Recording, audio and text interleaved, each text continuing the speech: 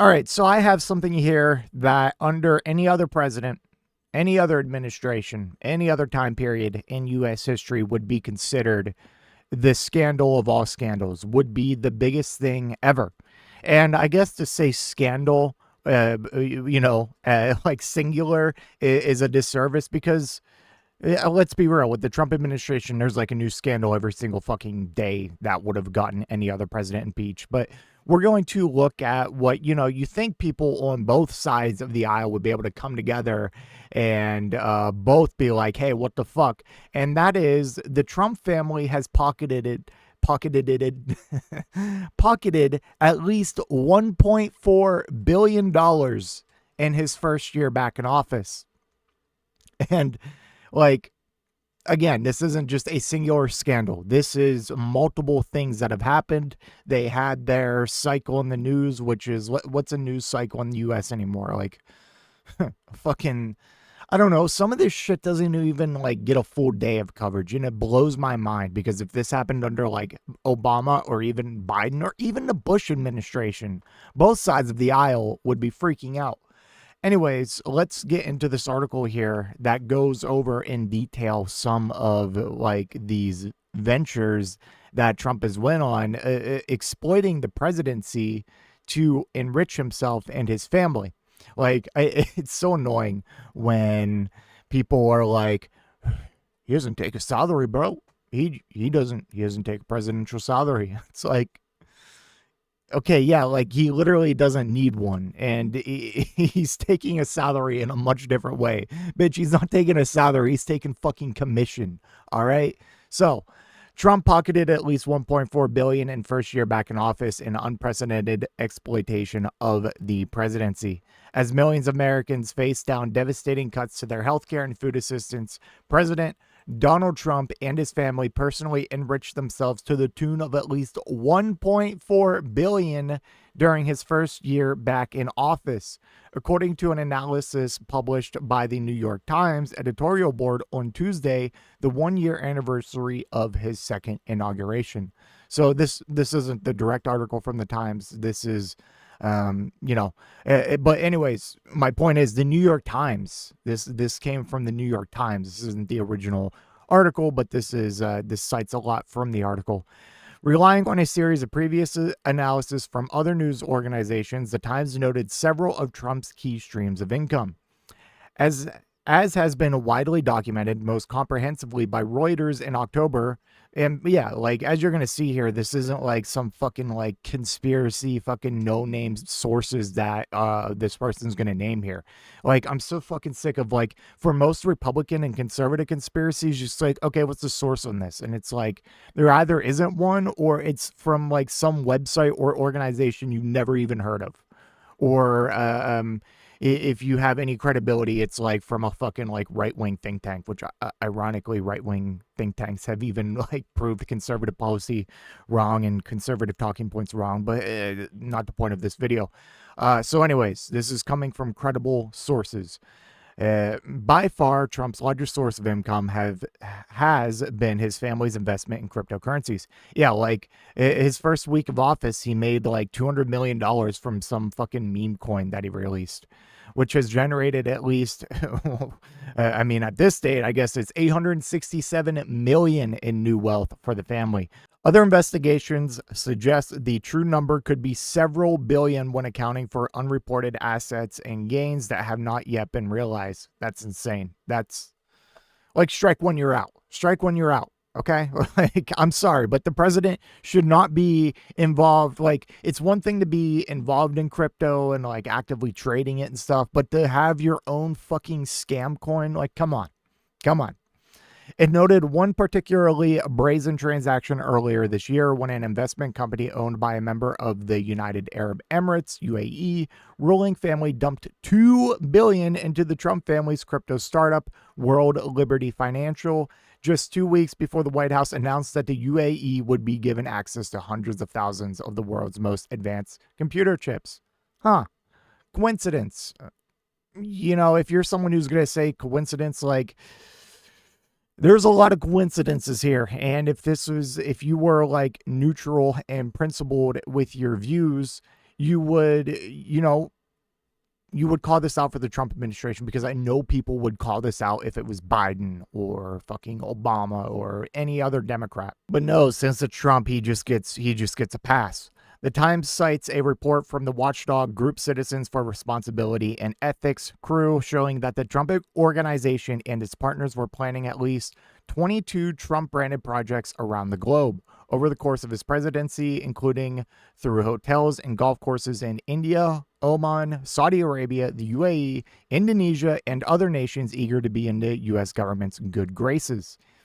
Like, is this something that the president should be focused on? I mean, he's taken several trips now to go visit like golf courses or whatever resorts, whatever the fuck he's opening overseas. Like, is that what the American president should be doing? Should he be tangled up in all this? Is this your conflict of interest radar isn't going off here? Like, I feel like I'm going crazy. Okay. The Times calculated that Trump has reaped at least $23 million from licensing his name overseas, at times culminating in the appearance of blatant pay for play. In one instance, the administration agreed to lower its threatened tariffs on Vietnam about a month after a Trump Organization project broke ground on a $1.5 billion golf complex outside of Hanoi. Vietnamese officials ignored their own laws to fast-track the project. Another crew analysis from July found that Trump visits his own properties roughly every other day, much more frequently than in his previous term, and that many foreign government officials have traveled to these sites to curry favor with the president. Yeah, like, I don't, there has to be some tracker on this, but I wouldn't be surprised if Trump has spent more time at Mar-a-Lago than actually in the White House. And when you are doing that, like, there's a lot that's just people may not like think about, like the cost for one to move like your Secret Service and all of that there to that location. It's like, where are these Secret Service agents staying? Where are they eating? Are they staying in Trump hotels, eating Trump food, paying? Like, this is all very, like it's sketchy. It's fucked up. Like, it's clear fucking corruption. And everyone would be making a huge fuss if this was a Democratic president. Okay? Like, Jesus Christ, it's so annoying. Like, I would call this out if this was Joe Biden doing it. I would call this out if it was Barack Obama doing it. But, like, for Republicans, it's like, I'm only going to call it out when Democrats do it, and when a Republican does it, didn't see anything. Like, and here you can see the post from Blue Sky. Crew is tracking Trump's conflicts of interest tied to his real estate empire, including visits to Trump properties, events held at Trump properties, promotion of Trump business interests. The pattern is clear. It's all happening more this time around. And like, that's a high bar to cross already, because Trump like was accused of, should I even say accused or alleged? Like, Trump just straight up did this shit all the time in his first term. And it made some headlines then, but now like no one gives a shit. And this one right here, this is like the only one that somewhat stuck around for more than like 3 days, and that was the Qatari jet. Trump also infamously accepted a $400 million jet described as a flying palace from the Qatari government. Shortly after receiving the jet, he pledged to protect Qatar and announced lucrative new military and economic partnerships with the country. Yeah, I'm pretty sure he like gave them like, I forget what it's officially called, but it's essentially like a security partnership that's like almost equivalent to NATO, but like not being NATO. It's like the highest type of partner you can be with the U.S. short of being in NATO, from my understanding. And yeah, okay. Elsewhere, Amazon spent $40 million on a documentary about First Lady Melania Trump, $28 million of which will be given directly to the First Lady, which the Times said is far more than has been paid for similar projects. He has made an estimated $90.5 billion from settlements from X, ABC News, Meta, YouTube, and Paramount since his re-election, none of which the Times argues were justified on the merits. Like, absolutely. Like, some of these lawsuits, like, God, the 60 Minutes interview is the one that always sticks in my mind. He got mad on how, like, it's like, oh, like, did he have a 60 Minutes interview and they, like, edited it and made him look stupid or something? It's like, no, they had a 60 Minutes interview with Kamala, and they did some editing to it, and he sued them because of that. It's like, what? What's your basis? What's the fucking matter? It's not your interview. It's not like, oh my God, it's just wild to me. It is just wild. And that, and there's so many Republicans that defend it. There's so many Republicans that defend it. And none of the other lawsuits were fucking is like on any other better basis. It's just so dumb. But yeah, that's all I have for that. That's just an insane article to me.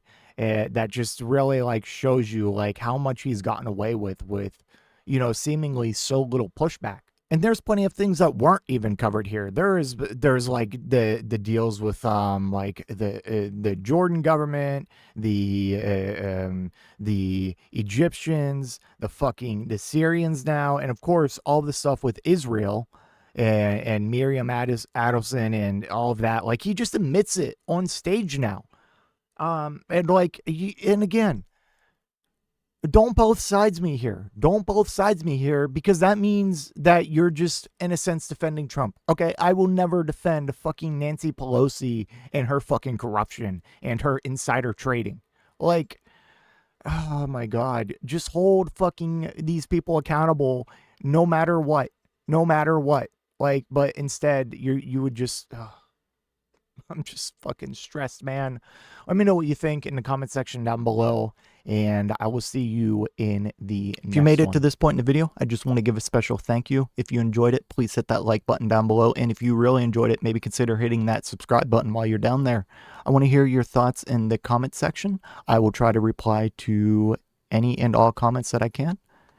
Until next time, watch that video on screen.